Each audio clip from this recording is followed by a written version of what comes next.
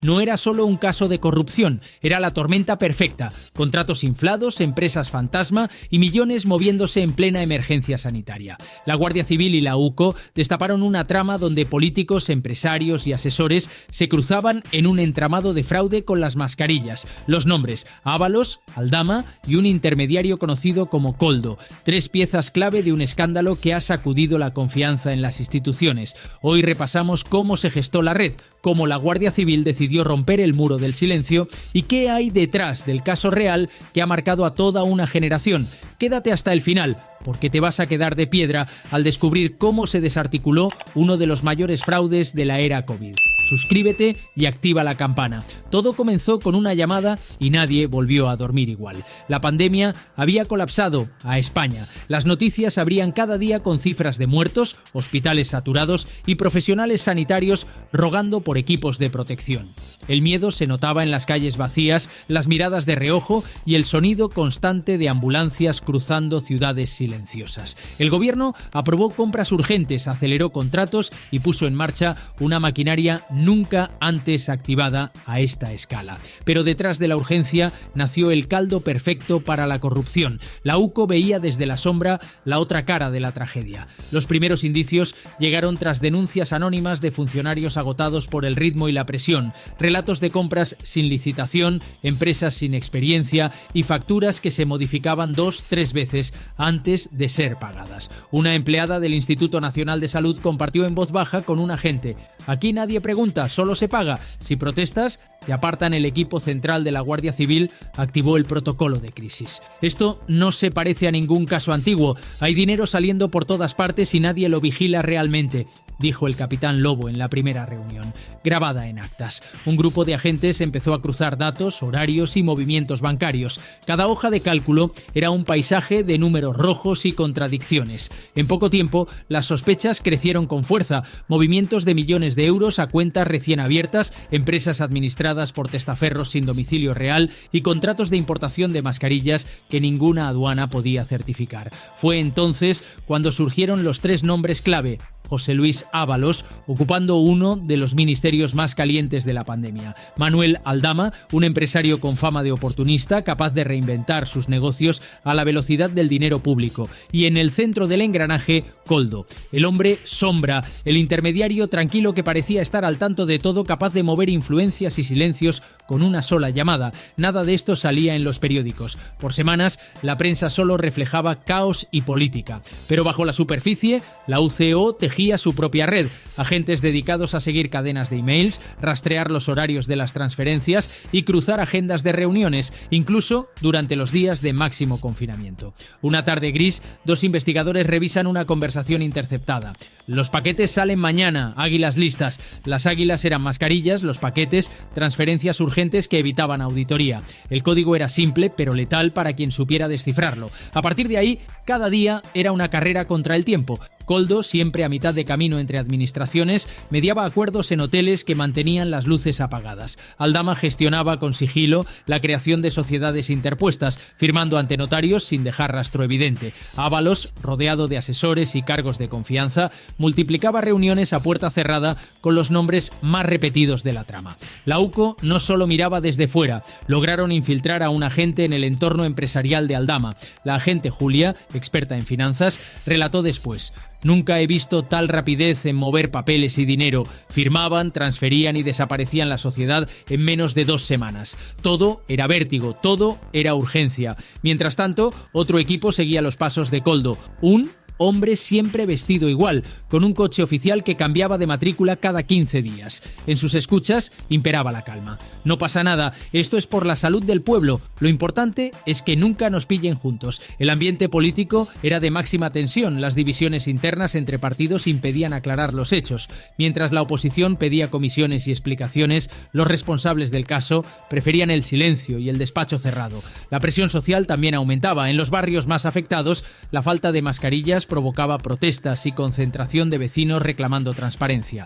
Algunos sospechosos recibieron amenazas pintadas en la puerta de sus casas y mensajes anónimos por correo. La crispación general escalaba. España necesitaba respuestas. La investigación probó ser un juego de resistencia, inteligencia y paciencia. La UCO documentó cada conversación, cada orden de compra, cada visita fuera de protocolo. Los agentes usaron cámaras encubiertas, rastreadores en vehículos y reconstruyeron agendas ocultas gracias a datos cruzados de telefonía. Una noche, tras semanas sin descanso, la capitana Laura reunió al equipo. Hemos encontrado los pagos, los contratos y los cargos. Solo falta provocar una reacción, un error y toda la red se viene abajo. Al final de la parte 1, los agentes ya tenían sus sospechosos. Las piezas no solo encajaban, crujían bajo el peso de la evidencia, solo quedaba dar el salto y descubrir, en una operación sin precedentes, si el país estaba listo para conocer la verdad. Suscríbete y activa la campanilla, porque verás cómo la UCO tomó posiciones, ganó aliados y orquestó una redada internacional que rompió los esquemas de la corrupción institucional en España. La caída estaba al alcance de la mano. Durante meses esperaron el momento y cuando llegó fue brutal. La UCO supo que si querían desactivar la red no valía cualquier paso. Había que ir más allá, desmontar la estructura desde dentro y hacerlo sin alertar a funcionarios corrompidos ni a intermediarios poderosos. Cada día, agentes y analistas trabajaban entre café frío, pizarras llenas de flechas y noches con las luces encendidas sin descanso. El trabajo digital fue quirúrgico. Rastrearon transferencias internacionales que cruzaban Londres, Andorra y Luxemburgo. Analizaron variaciones sutiles en contratos, cambios de proveedores de última hora, cláusulas extrañas, firmas automatizadas en horario nocturno. Montaron un anillo de vigilancia a teléfonos de altos cargos y empresarios usando tecnología de doble cifrado. Los flamantes coches de empresa de Aldama, las matrículas cambiantes de Koldo, los movimientos a última hora en la sede de sus sociedades, todo quedó en la mira. El equipo humano vivía al límite. Algunos agentes pasaban semanas lejos de sus familias, simulando ser consultores o transportistas. Una subinspectora recuerda: no era un caso más. Todos sabíamos que investigábamos a gente con poder real. Un paso en falso y quedábamos expuestos. La presión de la cúpula política era agobiante. Cada solicitud judicial requería máxima discreción. Un fiscal lo narra en sesión privada. La consigna era que no se filtre nada. Aquí nadie es intocable, pero nadie es invulnerable. Había miedo hasta en la Audiencia Nacional. En la calle, el cerco era asfixiante. 2 agentes peinan un aparcamiento subterráneo a la espera del objetivo. Un tercero, disfrazado de repartidor, graba la llegada de un alto funcionario a un despacho donde horas después obtendrían correos cruciales. Los vecinos, algunos asustados, otros curiosos, empiezan a preguntar por qué hay coches sin distintivos circulando de madrugada por barrios residenciales. Algunas noches, un simple clic desencadenaba horas de tensión. En una imagen capturada, un correo marcado con urgente y enviado a las 3 de la mañana ordenaba activar un pago a una sociedad sin actividad previa. El jefe de informática de la UCO lo expresa así: nos jugábamos todo a detalles que solo aparecen si tienes paciencia y los ojos bien abiertos. La clave era la rutina del delincuente modélico. Cuanto más ordinario intentan parecer, más extraordinarios son los errores. La infiltración en la empresa de Aldama fue posible gracias a la agente Julia, que, tras semanas ganando confianza, fue invitada a una cena privada. Allí descubrió un USB olvidado por un directivo borracho. En su interior, contratos trucados, listas secretas de adjudicatarios y, lo más valioso, audios donde Koldo y un contacto político acordaban porcentajes de comisión. En paralelo, la UCO montaba vigilancia 24 horas sobre los sospechosos. Usaron drones y cámaras ocultas en portales para captar reuniones express nocturnas y trasiego de sobres. El informe crecía y con él la sensación de que estaban cerca de un punto de no retorno. En las reuniones internas, el capitán Lobo bajó la voz y fue contundente: cuando ejecutemos los registros deben ser simultáneos. Esperad hasta la señal definitiva. Si uno solo escapa, podríamos perderlo todo. El día elegido fue un martes a las 6 de la mañana. 50 agentes de la UCO y la Policía Judicial divididos en 7 equipos. El silencio aún dominaba la ciudad cuando el operativo arrancó. Las cámaras en los chalecos grabaron la irrupción casi en tiempo real. Guardia Civil, registro judicial, puertas abiertas de golpe. Aldama intentando borrar su ordenador antes de ser reducido por 2 agentes. Koldo, despertado por la sirena, apenas reacciona antes de ser esposado. En la mesa del comedor, las pruebas, móviles con chats recientes, sobres lacrados con nombres codificados, contratos sin sellos oficiales. En la red de despachos oficiales, el shock fue instantáneo. Funcionarios llamando nerviosos a familiares, mensajes de cierre de filas y directivos buscando abogados antes siquiera de abrir el correo esa mañana. A la vez, el equipo técnico aseguraba decenas de discos duros, copias de seguridad ocultas y agendas literalmente pegadas bajo escritorios, mientras en el sótano de una de las sociedades Koldo escondía cajas con facturas fraudulentas y varias libretas de contactos con códigos. La prensa comenzó a recibir información.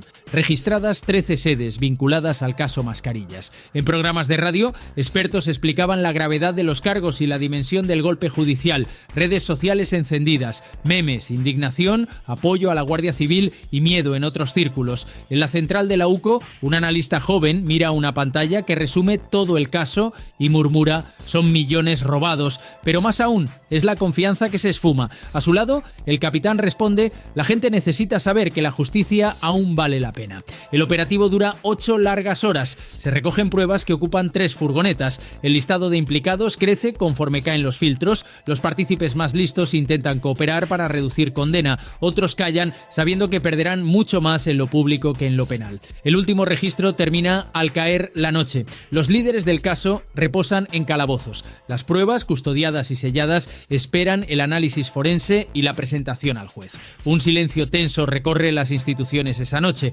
Algunos creen que todo acabó. Otros, entre ellos la UCO, saben que lo más duro apenas empieza. Pero el verdadero terremoto no llegó con las esposas ni con los registros. Fue cuando España, ante los ojos del mundo, tuvo que mirarse al espejo y preguntarse por qué, bajo la mayor tormenta de la historia reciente, hubo quienes solo pensaron en enriquecerse. Vas a descubrir las consecuencias, los juicios y la confesión que cambió para siempre la historia de la corrupción en España. La madrugada fue testigo de cómo cayó un imperio invisible. Las primeras horas hicieron temblar las estructuras del poder. Las imágenes de Aldama y Koldo esposados, rodeados por agentes y flashes, se replicaron cientos de veces en redes y portales digitales. Las tertulias, los chats privados allá arriba y abajo, giraron en torno a una sola pregunta: ¿hasta dónde llegó el fraude? ¿Quién sabía realmente lo que ocurría? Las respuestas ya no servían para tapar el escándalo. La operación UCO había abierto una grieta difícil de cerrar. El proceso judicial fue largo, tenso y mediático. Los días en la Audiencia Nacional se volvieron maratones de pruebas, interrogatorios, gestos torcidos y defensas desesperadas. El fiscal, con una batería inclemente de documentos y grabaciones, reconstruyó la trama. Lo hizo con testimonios directos, extractos bancarios, correos cifrados y agendas que se cruzaban en fechas y horas clave. Aldama intentó reducir su papel presentándose como gestor de oportunidades en tiempos de crisis, nunca como estafador. Koldo, por su parte, sostuvo su inocencia, pero la recopilación de mensajes y llamadas le atrapó en contradicciones una y otra vez. El juicio fue seguido por periodistas internacionales. Expertos vieron en los informes de la UCO similitudes con casos emblemáticos en Italia y Latinoamérica. La trama española se posicionó como ejemplo de cómo la necesidad puede ser explotada por los ambiciosos. Un juez lo dijo durante sesión: no dudo del dolor de la pandemia, pero aún menos del daño que causa la codicia en tiempos desesperados. Mientras las cámaras sentenciaban en directo, en las calles el clima era de indignación y tristeza.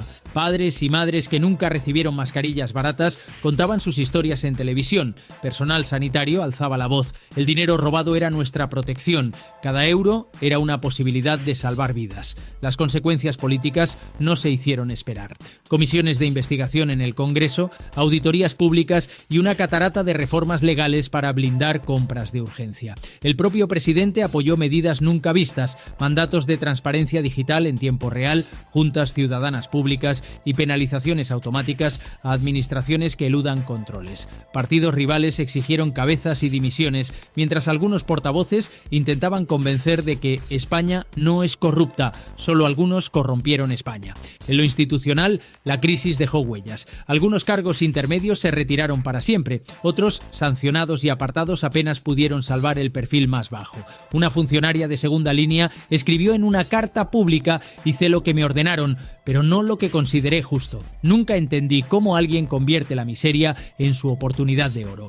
Pero el impacto más profundo fue social. Las víctimas no son solo números. Una madre afectada cuenta en un podcast: me gasté mi sueldo en mascarillas falsas, pero lo que más dolió fue explicar a mis hijos por qué no podían salir seguros a la calle. Vecinos, sanitarios, voluntarios, historias que se sumaron al peso de las páginas judiciales. En hospitales y barrios humildes, las secuelas iban más allá del dinero. Confianza destruida, miedo crónico a que cualquier crisis venga acompañada de nuevas trampas legales. Una joven enfermera lo explica ante la cámara: pedimos seguridad, nos dieron papel mojado. Si la mascarilla llega falsa, ¿qué será lo siguiente? En las aulas universitarias, el caso UCO se estudia ya como ejemplo crítico de ética pública. Juristas analizan las leyes nacidas en caliente y el margen de maniobra que tienen los estados ante situaciones excepcionales. Algunos fiscales reconocen: el gran reto ahora es enseñar que los controles existen por necesidad, no por burocracia, que la ley salva más vidas que cualquier intervención médica. El desenlace judicial fue contundente.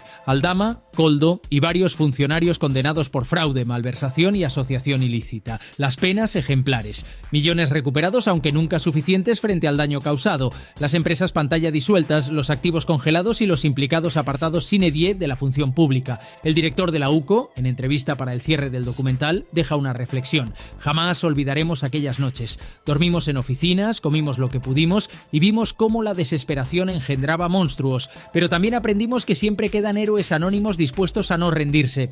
España recordó que en las grandes crisis se ven los grandes valores y los grandes defectos. La memoria es testigo, la justicia es respuesta y la esperanza construye futuro. Si te apasionan las operaciones reales de la UCO, si crees que la ley debe servir a todos, suscríbete y activa la campanilla. Nos vemos en el siguiente episodio. Un saludo desde Operación Alfa.